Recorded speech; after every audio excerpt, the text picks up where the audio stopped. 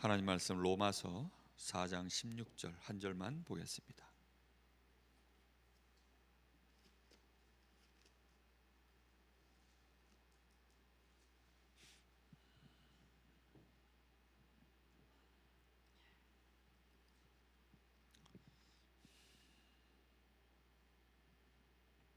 (4장 16절) 우리 다 같이 합독합니다. 그러므로 상속자가 되는 그것이 은혜에 속하기 위하여 믿음으로 되나니 이는 그 약속을 그 모든 후손에게 굳게 하려 하심이라. 율법에 속한 자에게뿐 아니라 아브라함의 믿음에 속한 자에게도 그러하니 아브라함은 우리 모든 사람의 조상이라. 아멘.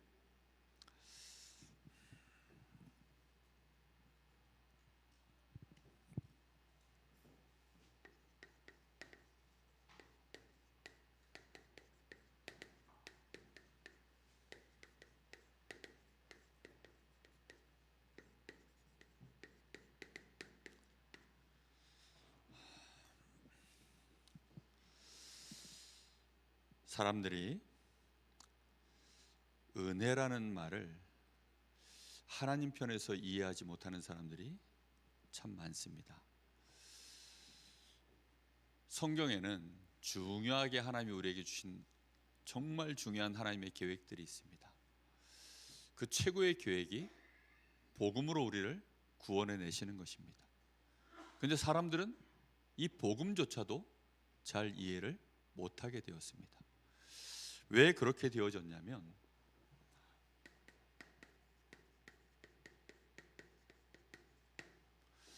모든 사람에게 근본적으로 문제가 일어났습니다. 근본적으로 어떤 문제가 일어났냐면 한 사람도 예외가 없습니다. 불경건과 불의가 그 속에 들어 있습니다. 불경건이라는 말은 하나님을 부정하는 거예요. 그리고 불의라는 말은 하나님의 계획에 대하여 전혀 상관없는 삶을 살아가는 것입니다. 그게 불의예요. 그러다 보니까 우리는 기본적으로 하나님을 부정하고, 그리고 우리 마음속에는 하나님의 은혜가, 하나님이 지금도 일하고 계심이, 우리가 숨을 쉬며 살아가는 모든 것이 하나님이 우리에게 베푸신 그 은혜로 말미암아 우리가 오늘도 살아가고 있는데 그걸 부정하는 것입니다. 그게 불의예요. 그런데 그런 것이 우리 안에 로마서 1장 18절 말씀과 같이 우리 안에 이게 들어와 있기 때문에, 그러다 보니까 그런 속에서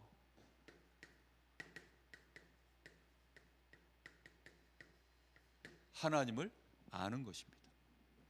불경건 속에서 하나님을 아는 거예요. 하나님을 내가 인정하지 않아요. 하나님을 내가 올바르게 인식도 할 수 없는 그 상태에서 하나님을 알게 된 겁니다. 마치 뭐와 같냐? 저라는 사람은 예를 들어서 내성적입니다. 그런데 사람들이 제가 강단에 서 있거나 평상시 제 모습을 보면 저분은 굉장히 외향적이겠구나, 이제 이렇게 생각합니다. 그럼 내가 아무리 저는 내성적인 성격입니다라고 얘기해도 사람들은 에이 이렇게 생각해요. 그게 뭐냐면 저라는 존재에 대해서 이미 자기 마음속에 불경건과 불의를 가지고 그렇게 이미 판단을 해버린 거예요. 하나님에 대하여 더 알려고 하지도 않고, 하나님에 대하여 하나님의 말씀으로 그분 앞에 더 서려고 하지도 않아요. 그러다 보니까 하나님을 잘 모르게 되어졌습니다. 그 결과 하나님을 믿는데 1장으로 빨리 넘어가 보겠습니다. 로마서 1장 말씀에 보면 이렇게 되어져 있어요. 하나님을 알만한 것이 그들 속에 있는데도 불구하고 21절에 하나님을 알되 하나님을 어떻게 안 한다고요? 영화롭게 아니한다. 하나님을 어떻게 안 한다고요? 영화롭게 하지 않는다. 이게 무슨 뜻일까요? 하나님을 하나님답게 믿지 않는다는 뜻입니다. 그 마음속에 불경건과 불의를 가지고 하나님을 믿으니까 하나님을 하나님 존재로서 믿질 않는 거예요. 우리 수준에서 안 되는 것은 안 되는 거고 될 만한 것은 되는 하나님으로 그렇게 바라보는 것입니다. 그것이 영화롭게 하지 않는다는 것입니다. 이렇게 되어지니까 그 생각 자체가 어떻게 됩니까? 허망하여졌다. 그 생각 자체가 안 되는 일만 자꾸 생각하는 것입니다. 땅의 것, 곧 있다가 없어질 것, 우리가 움켜잡으면 결국은 손해가 되는 것, 그런 것들을 계속 생각하는 거예요. 그러니 우리의 마음은 어떻게 될까요? 우리의 마음은 말씀해 보니까 어떻게 되어져 있냐면 감사하지도 아니하고 오히려 그 생각은 허망하여지고 마음은 미련한데 그 미련한 마음이 어떻게 됐다고요? 어두워져 버렸다. 그리고 생각과 마음이 합쳐진 것을 보고 지혜라고 합니다. 생각과 마음이 합쳐져서 뭔가 새로운 결과물을 유추해내는 그걸 보고 지혜라고 하는데, 그 지혜는 어떻게 되어버렸습니까? 그 지혜 자체는 어리석게 되어졌다. 스스로는 내가 이만하면 대단한 지혜를 가졌다, 이 정도면 내가 대단한 것을 깨달았구나 라고 하지만 하나님에 대하여 불경광과 불의를 가지고 있다 보니 하는 짓이 뭐냐? 하나님을 영화롭게도 안 하고 끊임없이 그 생각은 전혀 하나님과 상관없는 멸망당한 것들에게만 생각이 계속 거기에 집중되어지고 연구하고 그걸 얻으려고 하고, 그러다 보니까 마음은 계속 미련해지는데 어두워지고 지혜라는 자체가 스스로를 망하게 하는 어리석음 속에 빠져버리는, 이러다 보니까 그 결과로 어떻게 되어집니까? 23절에 썩어지지 아니하는 하나님의 영광을 썩어질 사람과 새와 짐승과 기어다니는 동물 모양의 뭘 바꿔요? 우상으로 바꾸어 버렸다. 하나님을 무엇으로 바꿔버렸다고요? 썩어지지 아니할 하나님의 영광을 썩어질 사람으로 바꿔버렸어요. 하나님의 영광을 사람의 영광으로 바꿔버렸어요. 짐승과 새와 기어다니는 동물 모양으로 하나님의 영광을 바꿔버렸어요. 그게 불경건과 불의 속에서 하나님을 아는 사람들의 결론입니다. 그래서 불경건과 불의가 들어있는 상태에서는 하나님을 잘 믿으면 잘 믿을수록 어디로 빠져요? 우상으로 점점 빠져듭니다. 시간이 지나면 교회도 우상화가 만들어져요. 그래서 사람을 자꾸 쳐다봐요. 하나님을 안 봐요. 그래서 목사에게 또는 교회의 중직자에게 그렇게 시험 들어가지고, 왜 시험 듭니까? 하나님 안 보여서요. 하나님의 영광이 안 보여. 그 마음속에 불경건과 불의가 들어있는 상태에서 하나님을 아니까 하나님이 누구처럼 보이냐? 사람 비슷하게 보이는 거예요. 하나님은 직접 보이지 않고 눈에 보이는 사람만이, 그 사람이 잘하면 대단한 거고 그 사람이 못하면 실망하는 거고, 그런 일들이 계속 벌어지고, 짐승이라는 것이 결국은 뭘까요? 의식주 문제의 가장 중요한 화폐입니다. 의식주 문제를 해결하는 가장 중요한 수단이에요. 그런데 하나님을 믿는데 그것을 위하여 하나님을 이제는 섬기는, 이제 그런 식으로 전부 바뀌는 거예요. 나중에는 짐승들 중에, 나중에는 아예 저 파리 이런 것도 섬겨요. 왜 파리를 섬기는 줄 알아요? 사람이 왜 파리를 섬길까요? 파리는 정말 많이 낳거든. 한 번 나면 파리는 막을 수가 없어요. 매년 여름이면 파리가 없는 것처럼 또 생겨나요. 왜요? 파리는 너무너무 이 다산의 신이야, 다산의 신. 그래서 파리를 섬겨요. 이런 일들이 얼마나 지금도 많이 벌어지는지.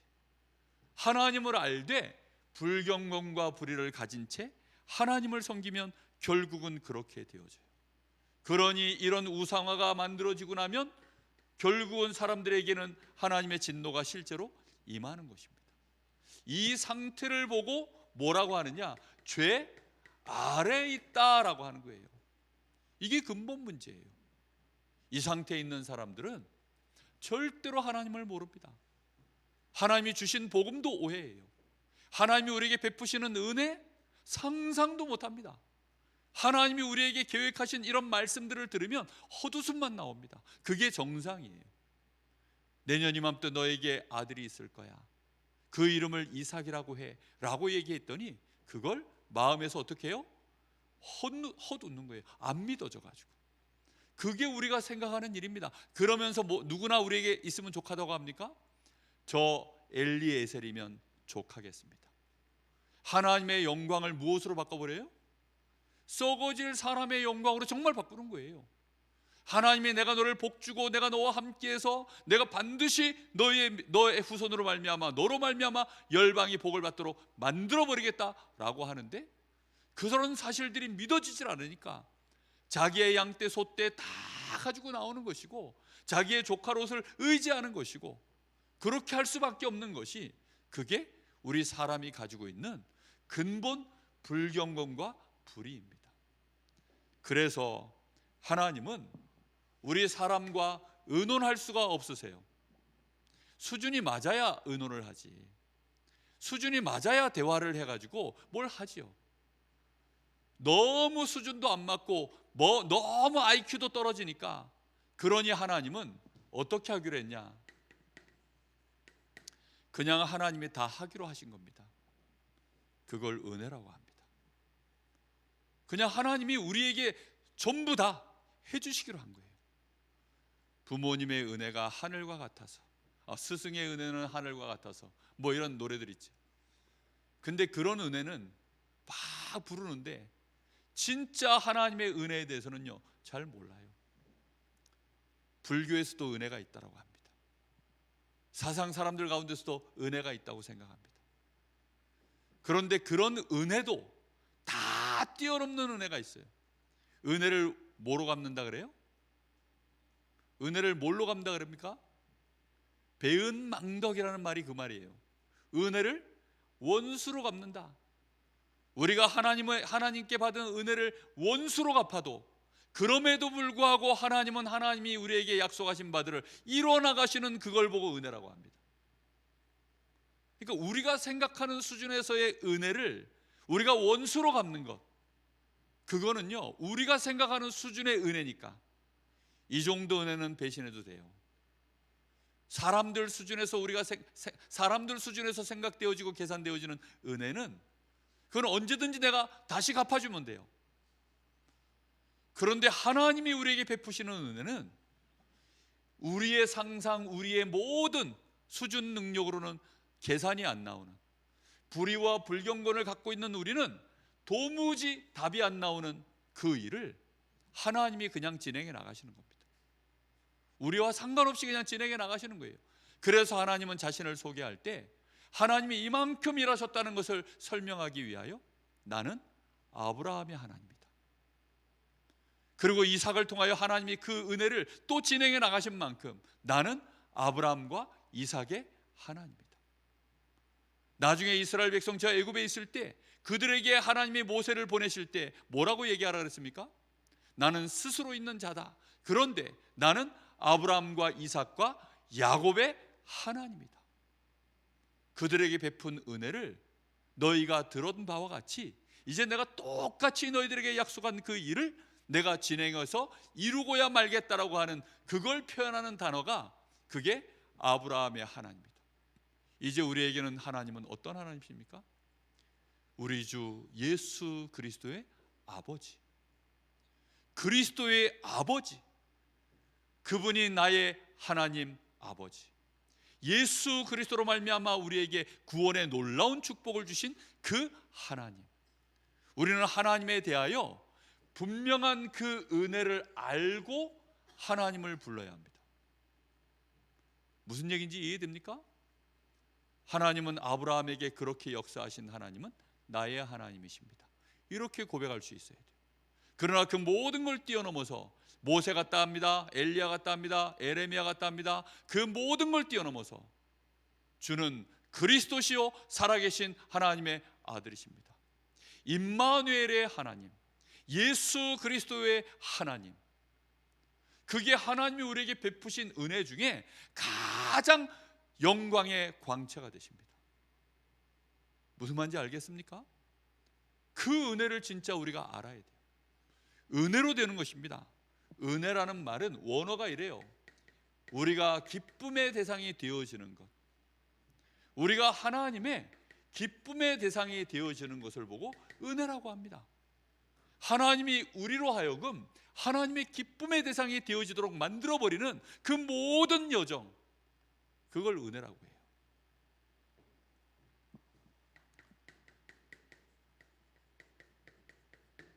사람의 의로는 절대로 이 은혜를 그래서 알 길이 없어요. 사람의 의 자체는, 사람이 행함이라는 것은 그래서 몇 프로냐? 0%인 상태가 은혜입니다. 아예 없는 거예요. 우리 스스로는 하나님에 대하여 알지도 못하고, 하나님이 지금 나를 위하여 어떤 일을 하고 계시는지 우리는 계산도 안 되고, 도무지 우리 눈에는 안 보여요. 그럼에도 불구하고 하나님은 지금도, 하나님은 약속하신 말씀들을 진행시키고 계시는 중입니다. 그러니까 우리와는 아무 상관도 없이 지금도 그 일이 진행되어지고 있어요.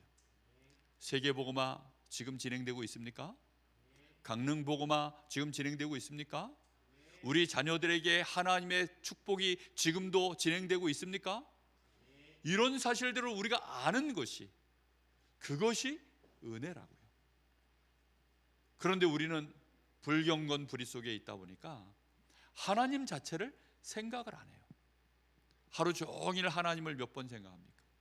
생각을 한다 한들 잠깐 우리의 필요에 따라서 기도할 뿐, 잠깐 내 필요에 따라서 내가 힘들고 어려우니까 그제서야 다시 말씀을 잠깐 붙잡을 뿐, 정말로 하나님의 그 어마어마하신 존재 앞에 그분을 영화롭게 해야 되는데, 하나님을 아는데 불경건 불의 속에서 잠깐 하나님을 컨택하는, 그런 식으로 우리는 하나님을 알 뿐 모르는 거죠.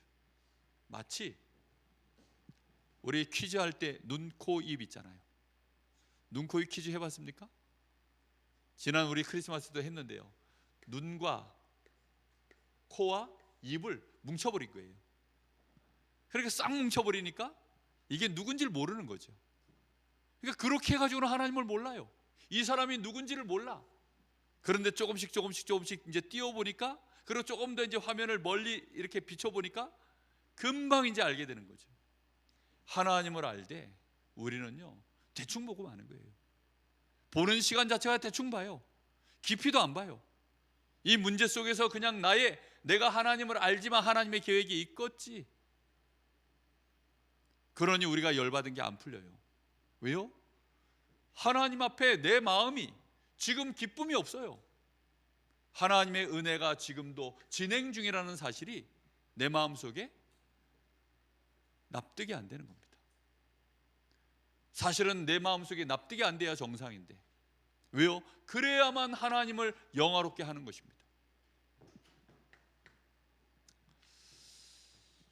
100% 누가 하는 것입니까? 하나님이 하시는 겁니다.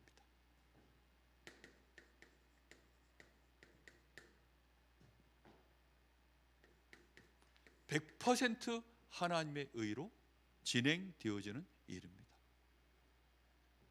그래서 우리는 뭐 해야 됩니까? 우리는 하나님이 우리에게 요구하시는 것은 믿음으로만, 하나님이 우리에게 요구하시는 것은요, 내가 일하고 있으리, 나의 계획이 이것이리, 너는 그걸 뭐 하라는 겁니까? 믿는다는 말은 그거 인정만 해도 된다는 말입니다. 그걸 인정하고 받아들이라는 것입니다. 그런데 그게 안 되죠.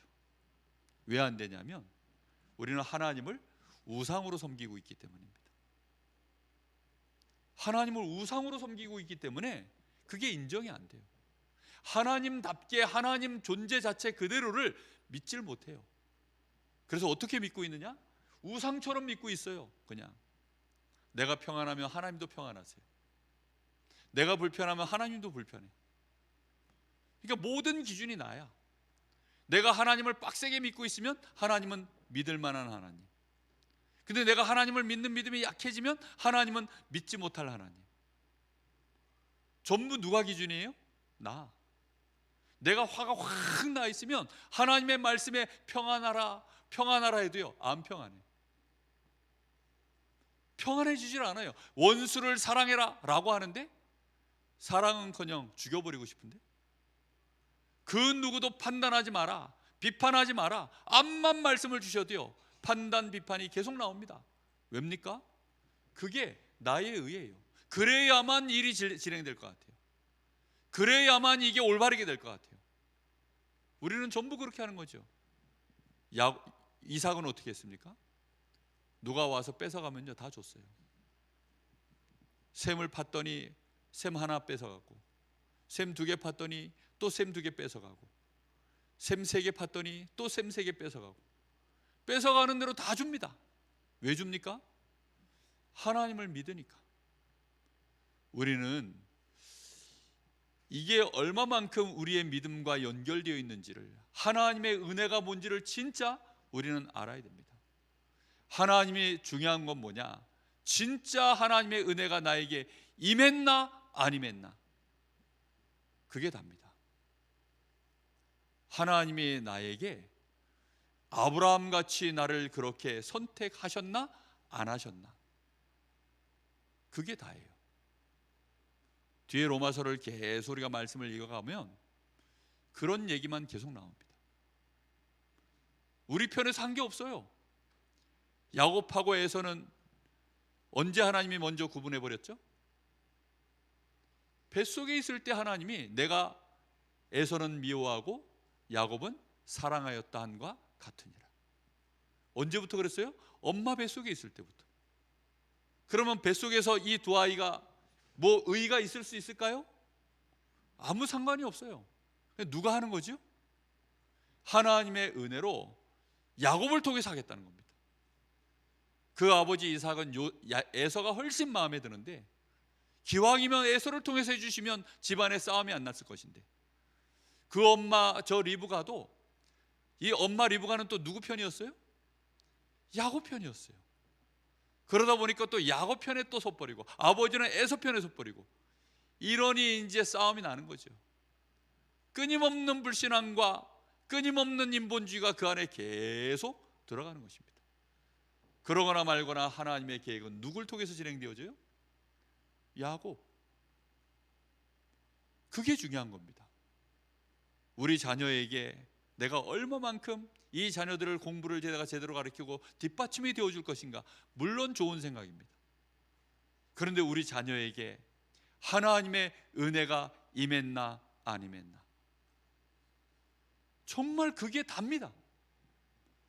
이 엄청난 지금 이런 멸망시대에, 엄청난 영적 문제, 정신 문제가 가득한 이 시대에 어느 한순간에라도요 범죄에 노출되어서 무너지거나 내가 범죄자가 될 수 있는 그런 시대 속에서 어떻게 우리가 이 시대에 하나님의 자녀로, 전도자로, 많은 사람들을 살리는 자로 우리 인생을 감히 그렇게 살 수 있다라고 말할 수 있겠습니까? 우리는 그렇게 못해요. 그런데 사람들은 이 은혜라는 말을 너무 모르다 보니, 더 정확하게 말하면 하나님을 몰라요. 하나님을 하나님답게 안 믿어요.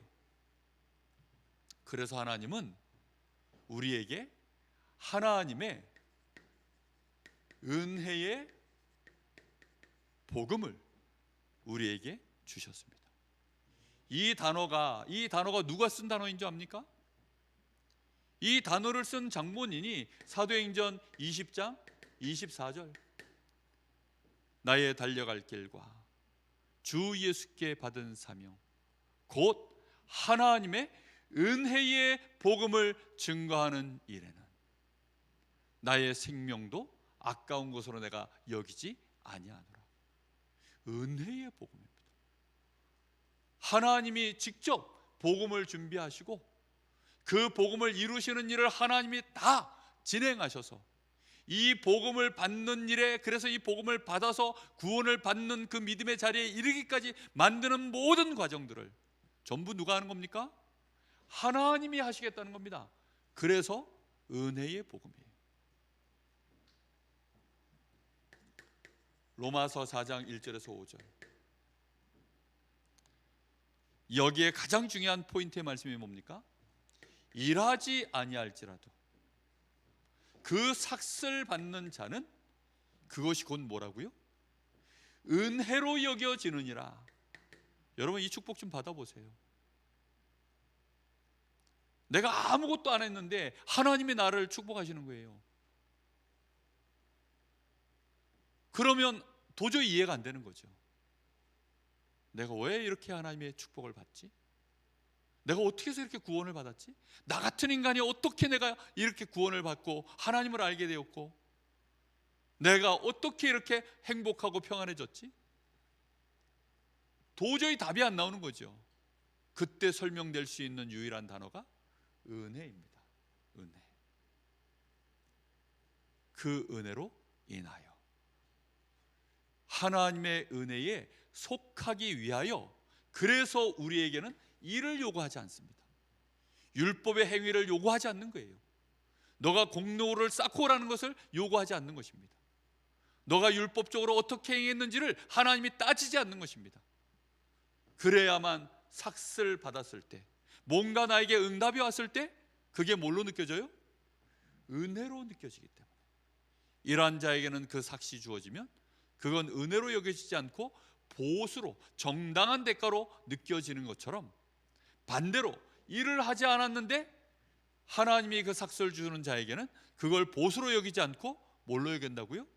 은혜로. 좀 이런 축복 좀 누려보십시오. 그래서 기독교인들은 조금 안 설쳐야 은혜를 알아요. 그리고 좀 많이 망가진 사람들이 은혜를 합니다. 그래서 깡패들이 믿으면 잘 믿어요. 도둑놈들이 믿으면 잘 믿어요. 사회적으로 지탄받는 자리에 있었던 사람들이 믿으면 아주 잘 믿습니다. 양심적으로 깨끗하다가 우울증 걸리고 정신문제 와가지고 예수 믿는 사람들은 헷갈립니다. 왜냐? 자기는 양심적으로 깨끗하기 때문에. 이런 사람들은요, 자기가 양심적으로 깨끗하기 때문에 자기의가 있어요. 자기의가 그 안에 불경건이 그대로 들어있어요. 그런 상태에서 예수 믿으니까 그런 사람들은 잘 몰라요. PK들이 오히려 그래서 믿음이 없는 경우가 많아요. 어릴 때부터 중직자 가정의 뱃속에서부터 당연히 교회 다녔던 친구들이요, 하나님을 잘 모르는 경우가 많아요. 은혜를 모르는 경우가 많아요. 그래서 정말로 기독교 전통적으로 막 3대 4대 때 된 목사 아들들 중에, 목사 자녀 중에요, 정말 폐악한, 정말 말도 안 되는 하나님을 대적한 그런 인물들이 많이 나왔습니다. 특히 유대인 가운데 정말 막 엄청난 이 시대에 하나님의 앞에 범죄한 사람들이요, 얼마나 많이 나온지 모릅니다. 왜지요? 그들은요, 은혜라는 걸 몰라. 당연히 받는다고 생각합니다. 우리가 이만큼 좀 했으니까 하나님이 주시지, 이런 생각합니다. 은혜라는 말을 몰라요.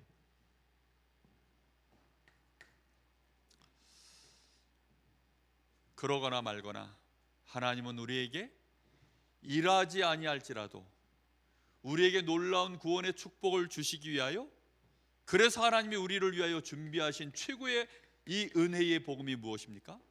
그리스도이십니다. 이 그리스도로 말미암아 우리 주님이 죽음에 넘겨지시고 우리 주님이 부활하심으로 말미암아 우리에게 뭐가 임했다고요? 우리에게 모든 죄에 대하여 죄값을 치르는 속량, 이것이 임하였고, 하나님과 우리 사이에 화평이 임하는 화목 제물이 되셨고, 그리고 하나님이 우리를 의롭다라고 하시는 그 칭의가 우리에게 임할 수 있도록, 그렇게 하나님이 우리에게요 최고의 은혜, 복음을 준비하신 것입니다. 이 일을 이루기 위하여 하나님은 누구를 보내십니까? 그 일을 이루기 위하여 사람을 가지고 해서는 복음이 될 수 없고 은혜가 될 수 없어요. 누가 직접 하셔야 됩니까? 이 일조차도 하나님이 직접 하셔야 되는 겁니다. 그래서 하나님이 사람의 몸을 입고 이 땅에 임하신 그분의 이름을 예수라고 합니다. 그래서 예수가 오셔서 그리스도의 일을 하심으로 말미암아 우리에게 은혜의 복음이 임한 것입니다. 정말 이 축복을요 알아들어야 돼요. 이게 얼마나 어마어마한 은혜인지를요, 우리 서희 서준이가 이제 나중에 알아들으면 정말 시대적인 인물 됩니다. 이 바울 같은 인물이 어려서부터 유대인으로 커서, 말씀 안에서 커서 그렇게 자기의가 가득 있다가 그 의가 오히려 전부 배설물이고 그게 해구나. 왜요? 그것 때문에 불경건 불의를 눈치채지 못했어요. 그것 때문에 자기의 의에 쏘가가지고 하나님의 은혜라는 이 말 자체를 전혀 이해 못한 겁니다. 그러다 보니까 정말로 심각한 범죄의 자리까지 간 거죠. 완전히 적그리스도의 자리까지 간 겁니다. 예수 믿는 자를 박해하고 죽이는 자리까지 간 겁니다. 거기까지 하나님이 왜 내버려 두셨을까요? 그래야만 은혜라는 말을 알아들어요. 그 정도 되어지면 절대 용서 못 하거든요. 요즘 나오는 영화 중에 하얼빈, 이제 개봉한 지 좀 돼가지고 그 영화가 개봉을 해서 뭐 한 500만 명 정도 영화관에 들어오더라고요. 근데 그 영화 내용이 뭐냐면 안중근 의사에 대한 얘기예요. 근데 그때 당시에도 막 이제 독립투사들이 막 그렇게 하다가 막 정말 생을 걸고 막 전쟁터에서 같이 막 전우회를 나누고 실제로 그렇게 막 피 흘리는 싸움을 하다가 이게 어쩌다 보니까 이제 일본군에게 잡힌 거예요. 이게 잡히면 얘네들이 갑자기 순간적으로 목숨이 이제 위태로우니까 막 두려움이 찾아오니까 베드로와 같은 그런 마음이 생기는 거죠. 살려주십시오. 뭐든지 다 시키는 대로 하겠습니다. 그때부터 이제 밀정이 되는 거예요. 다시금 독립군들 그 본부로 돌아가서는 거기서 이제 모든 중요한 사실들, 기밀들을 싹 다 이제 일본군에게 다 꽂아 바치는 거죠. 그러면 그런 밀정들이 발견되어지면 반드시 그 사람은 어떻게 하느냐? 독립군들이요, 이 사람은 그냥 두면 안 된다 해서요, 반드시 죽여버립니다. 근데 안중근이 한 명을 살려요. 그 밀정 한 명을 그냥 살립니다. 그 살려낸 그 사람은요, 나중에 이제 회복을 하니까 어떤 사람이 됐을까요? 나는 이미 죽은 목숨, 나는 이미 한 번 죽은 목숨, 이제 나라를 위하여 우리는 이 대한 독립을 위하여 나는 이제 이 목숨 없는 것처럼 나는 완전히 내 목숨 드리는 것이다. 그야말로 투사 중에 투사가 되는 거죠. 바울 사도가 그렇게 돼버렸어요. 하나님의 은혜의 복음. 그래서 바울 사도는 늘 기도할 때마다 하나님의 은혜와 평강이 너희에게 있을지어다. 우리는 평강을 받을 자격이 없어요. 하나님으로부터 화목을 받을 자격이 없습니다. 그런데 그 은혜로 인하여, 정말로 우리 주님의 은혜로 인하여 자기가 그리스도를 알게 되었고, 그리스도로 말미암아 죄 사함을 받았고, 그리스도로 말미암아 이제는 사도의 직분을 감당할 수 없는데 하나님이 감당할 자리까지 세우셨으니 얼마나 이게 놀라운 은혜입니까? 그게 은혜로 되어진 거예요. 전부 자격이 아무것도 없습니다.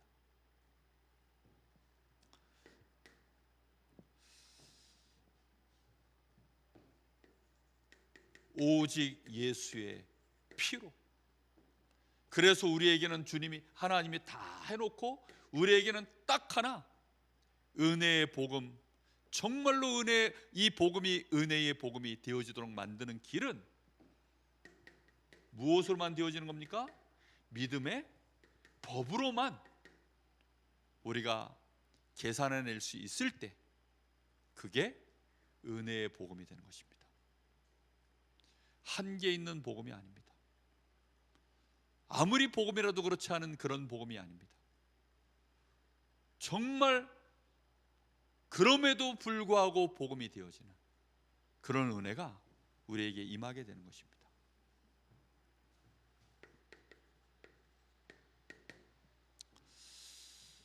하나님과의 관계, 무엇으로만 되어집니까? 은혜로 인하여 무엇으로 되어집니까? 믿음으로 되어지는 줄 믿습니다. 꼭 기억하셔야 돼요. 은혜로 인하여 믿음으로 되어지는 것입니다. 죄와 허물로 죽었던 자는 하나님을 알 수가 없어요. 은혜로 인하여 믿음으로 말미암아 되어지는 것입니다. 꼭 기억하시기를 바랍니다. 왜요? 우리는 우리의 위치, 우리의 영적 상태, 그 모든 것이 바랄 수 없는 상태이기 때문입니다. 우리 존재 자체가 바랄 수 없는 상태입니다. 그렇기 때문에 그럼에도 불구하고 하나님과 우리 사이의 관계는 이제 하나님은 나의 아버지, 하나님은 나를 열렬히 지지하시는, 나의 모든 배경이 되어주시는, 나를 축복해내시고야 마는 그런 하나님이신 줄 믿습니다. 그게 나는 바랄 수 없어요. 그런데 은혜로 말미암아, 그 은혜로 인하여 믿음으로 되어지는 관계를 하나님이 맺어주신 것입니다. 그래서 이 관계는 어떤 경우에도 깨어지질 않아요. 우리 편에서 뭘 좀 잘하고 못하면 하나님이 섭섭하다 뭐 이래야 되는데, 하나님은 섭섭함이 없어요. 심지어 우리가 은혜를 원수로 갚아도 하나님의 이 은혜는 바뀌는 법이 없습니다. 할렐루야. 정말 이런 놀라운 은혜를 아셔야 됩니다. 그래서 우리는 뭐가 가장 중요하냐? 하나님의 약속의 말씀, 이게 우리에게 가장 중요한 일입니다. 그냥 말씀이 아니에요. 사람들은 지식의 말씀을 자꾸 아는데, 그래서 말씀이 이러쿵저러쿵 그래서 따지고, 이게 뭐 헬라어 원문이 어떻게 됐으며 시제가 이것이 어떻게 되어졌으며 그 뜻은 무엇이며 다 따지고 막 박식한데, 그걸 뭘로 안 붙잡아요? 약속으로 붙잡는 것이 그게 은혜의 시작임을 모르고 있습니다. 하나님의 약속의 말씀이 임하면 하나님은 그걸 이제 어떻게 하는 거죠? 이룰 때까지 하나님은 계속 진행하셔요. 그래서 이스라엘은 망할 수가 없어요. 역사 속에 없어질 수가 없습니다. 왜입니까? 하나님이 그렇게 하시겠다라고 아브라함에게 약속을 하셨고, 그 후손들은 지금도 역사 안에서 그래서 존재해서 갑니다. 그리고 하나님의 그 뜻은 지금도 진행되어지고 있어요. 우리에게 하나님의 약속이 나에게 진짜 임했냐 안 임했냐, 그게 답니다. 그래서 그 약속이 임하는 순간 그 약속은 하나님의 은혜에 들어가기 때문에, 은혜에 속하기 때문에 우리는 믿기만 하면 그것이 후손에게까지도 계속 굳게 되어져서, 우리 당대에는 혹시 이루지 못한 일이라 할지라도 우리 후대에게 반드시 성취되어지는 시간표가 임하게 되어 있습니다. 그게 성경의 모든 얘기예요.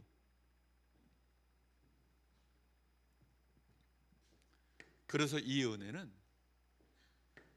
이렇게 표현합니다. 불가항력적 은혜. 우리 사람 편에서 저항할 수가 없어요. 우리 편에서는 어떻게 해도 이거는 바뀌는 게 없어요. 그냥 진행되는 겁니다. 뭐 날이 추워지니까 바깥에 나가 보세요. 저 바닷가 서가지고 바닷가에 가가지고 손난로 하고 뭐 모든 장비 다 갖추고서 나가서 한번 서 계셔 보세요. 그럼 시간 지나면요 결국은 얼어요. 어디서부턴가 얼기 시작합니다. 그러다 보면 조금 지나면요 손끝 발끝이 이제 시려오기 시작하고 어쩔 수가 없어요. 왜요? 불가항력이라서 그래요. 그게 날이 더워지면 어떻게 됩니까? 막 인도는 4월 달이 4월 달이면 40도라든가 5월 달이면 50도고 막 이렇다는데, 그 동네 가면 어떨까요? 불가항력입니다. 불가항력. 그 더위를요 막을 수가 없어요. 불가항력. 이것이 하나님이 저주와 재앙으로 주시면, 하나님이 우리를 망하게 해버리시려고 하면 그건 재앙이라고 표현하는데, 하나님이 우리를 축복하시겠다라고 해버리시면 그걸 은혜라고 하는데, 그걸 불가항력적인 은혜라고 합니다. 이 약속을 붙잡고 계십니까? 이 은혜 속에 은혜를 내가 받은 것을 인정하십니까? 이걸 알면요 정말 믿음으로만 갑니다. 믿기만 하면 된다는 사실 알게 되어집니다.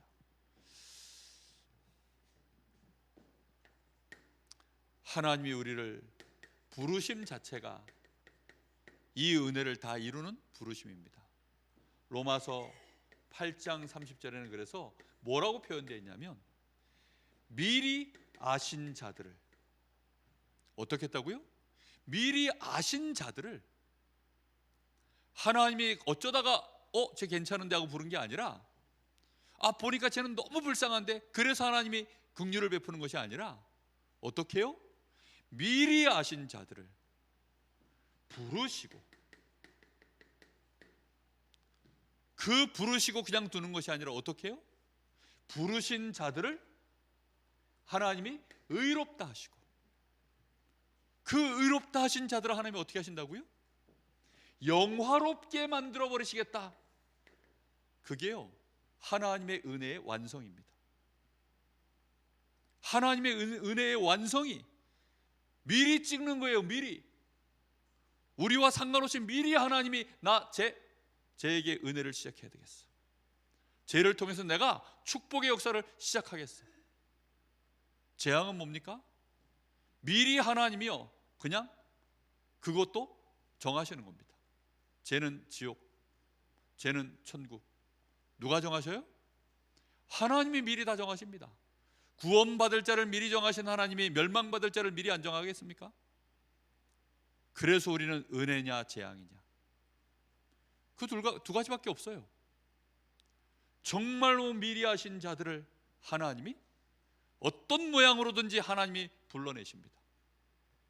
그리고 부르시고 그를 반드시 그리스도로 말미암아 믿음으로 의롭게 만드시고, 그리고 그를 하나님의 자녀답도록 기필코 하나님의 형상이 그를 통하여 드러나게 만드는 그 자리까지 하나님이 세우시는 것입니다. 그게 은혜입니다. 정말 우리는 은혜에 속하기 위하여, 그래서 우리는 뭐만 하면 됩니까? 은혜에 속하기 위하여 우리는 그래서 뭐 하면 될까요? 믿음으로. 알겠습니까? 믿음으로. 딱 그 단어 하나를 기억하십시오. 은혜에 속하기 위하여 믿음으로만 되어집니다.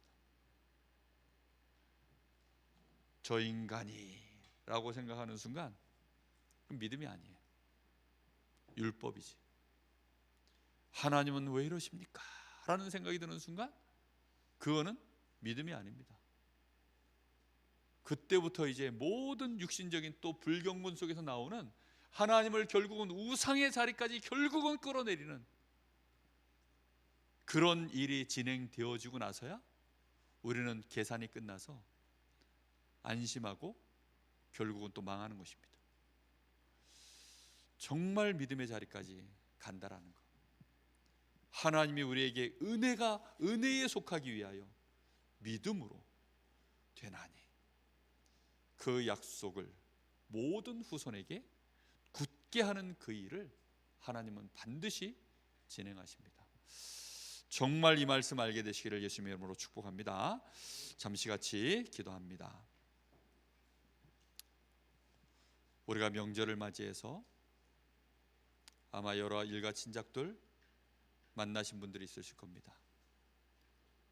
근데 만나보니까 어떤 자녀들은 잘 되어 있고 어떤 집들은 이전보다 더 좋은 것이 많아졌고 또 어떤 집들은 참 안타깝게 되었고 어떤 집들은 이렇게 되었고 저렇게 되었고, 그 속에서 우리는 상대적으로 우리 자녀는 어떻구나, 우리 집은 어떻구나, 나는 어떻구나, 또 교회에 대한 얘기들, 믿음의 사람들이 나름대로 신앙인들이 모여지면 또 가족들끼리 모여가지고 교회 얘기를 하고 교회에 있었던 이런저런 얘기들을 하고 한국 교회가 어떻고 한국 정치가 어떻고 이러쿵저러쿵 많은 얘기들을 했을 것입니다. 그런 중에 우리도 모르는 사이에 하나님은 우상의 자리에 놔버리고 우리는 불경건과 불신앙으로 그렇게 은혜가 뭔지도 모른 채 믿음과 전혀 상관없는 불신앙 속에서 그렇게 하루를 떠든 것 아닌지 우리는 생각해야 합니다. 정말 우리 가정과 가문에 하나님의 은혜가 임하여 있습니까? 은혜에 속하기 위하여 믿음으로만 되어짐을 알게 하시고, 우리는 끊임없이 은혜 속에 있기 위해서는, 은혜 속에 우리가 끊임없이 머물러 있기 위해서는 믿음의 복, 믿음의 의, 바랄 수 없는 중에도 결국은 믿음으로, 그것만이 은혜에 속해 있는 유일한 방법입니다. 그 은혜를 깨닫게 하여 주옵소서. 우리 같이 잠시 기도합니다. 살아계신 하나님, 감사를 드립니다. 오늘 주신 이 말씀이 우리의 생각과 우리의 마음속에 들어있는 모든 불경건과 불의를 몰아내는 말씀이 될 수 있도록 주님이 은혜를 주시기를 간절히 소원합니다. 악한 원수마귀가 우리의 지혜를 어둡게 만들고 우리의 지혜를 어리석게 만들어서 하나님을 믿노라 하지만 우리는 하나님을 믿지 못했고, 우리는 하나님을 영화롭게 한다 하지만 결국은 하나님을 우상으로 만들어버린 하나님, 우리의 불의와 불경건을 하나님 알게 하여 주시옵소서. 그럼에도 불구하고 하나님은 지금도 하나님의 은혜의 복음을 우리에게 주셨고, 이 은혜의 복음이 그 은혜로 말미암아 우리가 믿음으로 인하여 하나님의 자녀가 되었고 우리가 의롭게 되어졌고, 이제 하나님이 우리를 미리하시고 부르신 것으로 말미암아 우리는 아무 이유도 없이 불강력적인 은혜를 받아 이렇게 축복된 자리에 섰고, 우리를 하나님이 결국은 의롭게 하시고 영원롭게 만드시겠다라고 하는 하나님의 그 놀라운 약속의 말씀으로 인하여 하나님, 저희들이 우리의 미래를 꿈을 꾸며 우리의 현실 속에서도 감사하며 우겨싸임을 당할지라도 우리는 평강을 누릴 수 있음을 고백합니다. 주여, 사단의 속임수에 속지 말게 하여 주옵소서. 하나님을 우상으로 만들어버린 나의 믿음 앞에 속지 말게 하여 주시옵소서. 많은 사람들이 하나님을 우상으로 만들어 놓고 염려하며 근심하며 이것이 응답이다 저것이 응답이다라고 떠드는 그 말 앞에 하나님, 저희들이 속지 않게 하여 주시옵소서.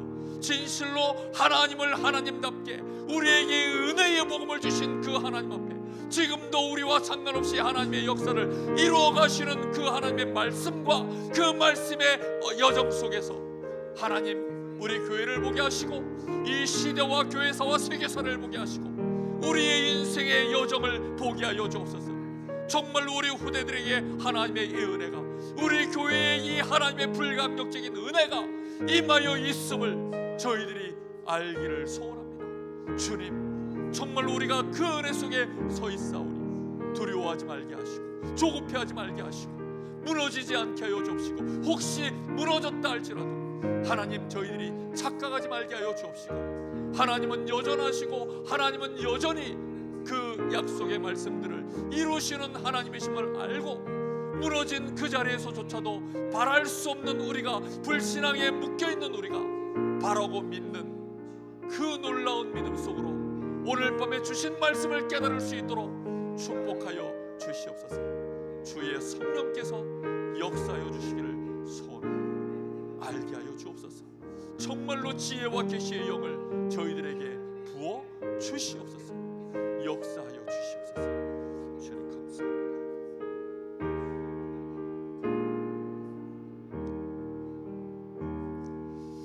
하나님, 은혜를 진심으로 감사를 드립니다. 우리의 불경건과 불의에 물들어 있는 우리의 생각, 우리의 마음, 그것이 결국은 하나님을 우상으로 만들어버리는 이 악한 우리에게 하나님은 여전히 그 은혜를 불가항력적으로 베풀어 주셔서 저희가 하나님을 또 알게 하시고 하나님께 감사하게 하시고 주신 은혜의 복음을 정말로 저희들이 믿음으로 붙잡을 수 있도록 축복하여 주시는 것을 감사를 드립니다. 이 놀라운 은혜로 말미암아 우리는 우리의 여러 가지 어떤 문제와 환경 속에 있을지라도 평강을 누리며 하나님 앞에 감사로 모든 것을 고백할 수 있음을 이제 깨닫습니다. 우리에게 참 지혜를 주시고 참 믿음을 허락하여 주옵소서. 하나님을 올바르게 알 수 있도록 지혜와 계시의 영을 부어 주시옵소서.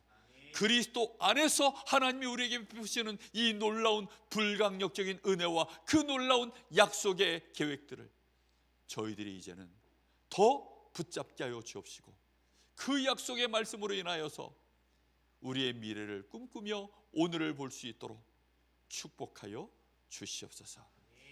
강릉 지역 복음화, 저 강원도 복음화, 민족 복음화, 237 오천 종족 복음화, 우리 교회를 통하여 이루실 줄 믿습니다.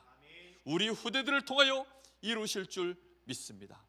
연약한 우리 성도들을 통하여 하나님은 이루실 줄 믿습니다. 그 믿음으로 저희가 교회를 이룹니다. 그 믿음으로 우리는 원네스를 이루고 서로 사랑하며 섬기며 하나님 오늘을 보고 낙심하거나 미워하지 않고 진실로 사랑할 수 있기를 소원하는 우리의 심령을 회복합니다. 주여 저희들에게 성령의 충만함을 부어 주시옵소서. 예수 그리스도 이름으로 기도하옵나이다. 아멘.